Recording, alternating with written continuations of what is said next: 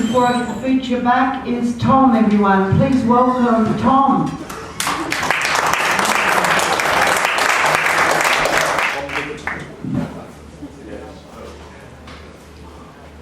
I feel the ripple of that water on the lifeless dark skin.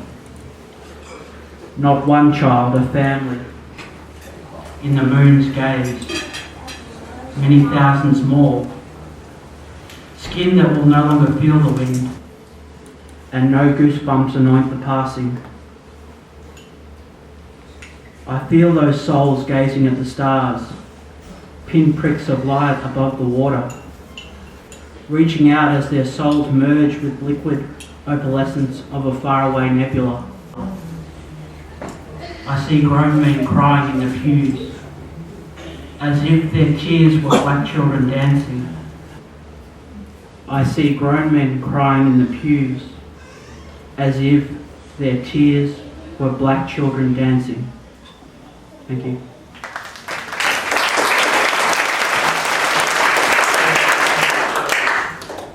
Sex will not soothe you. Sex is not the answer. There's not the sex, not the sexualized porn that you truly crave.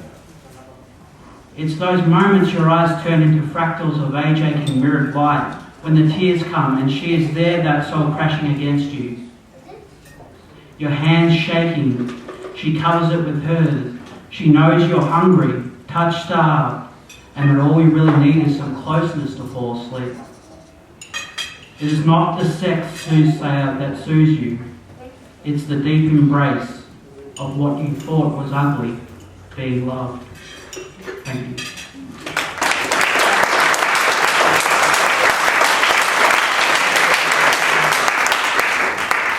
Thanks, Tom. Oh, keep the clapping going because Komninos is coming up. Komninos!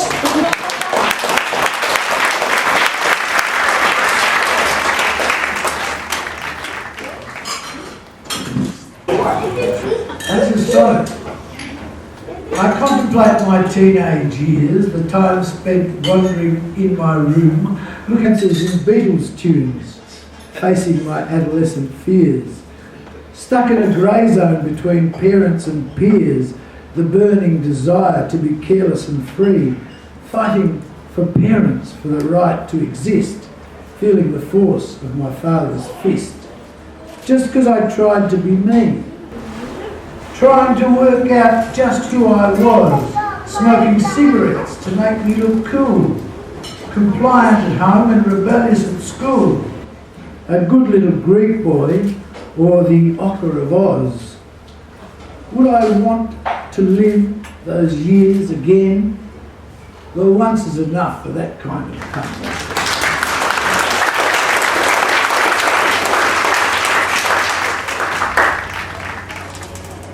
Strange the way people get turned on to art. For me it was words from the start. Nursery rhymes, repetitions, rumblings, tumblings, clippity-cloppity sounds, roly-poly, hairy and scary, umpity-bumpity sounds rolling around my head. The sound of rhyme and rhythm and humour, telling stories and lessons of life.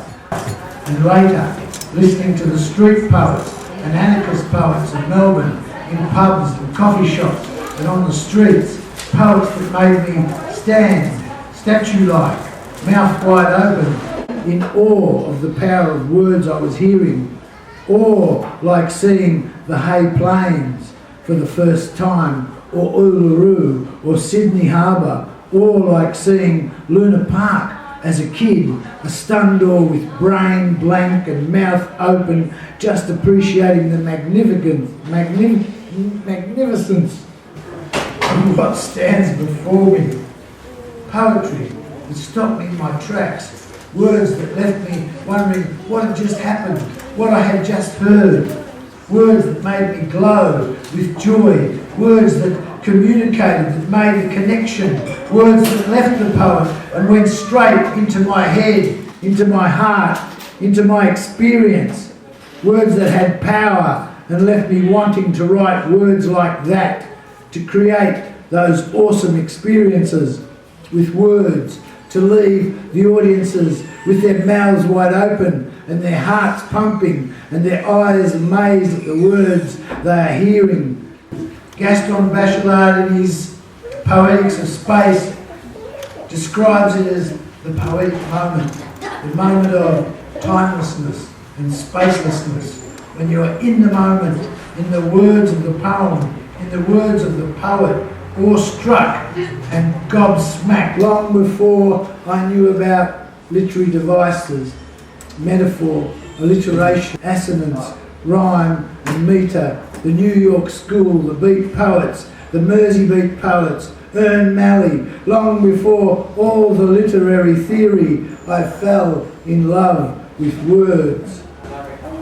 On Facebook, I wrote, I'm in a relationship with words, but it's complicated.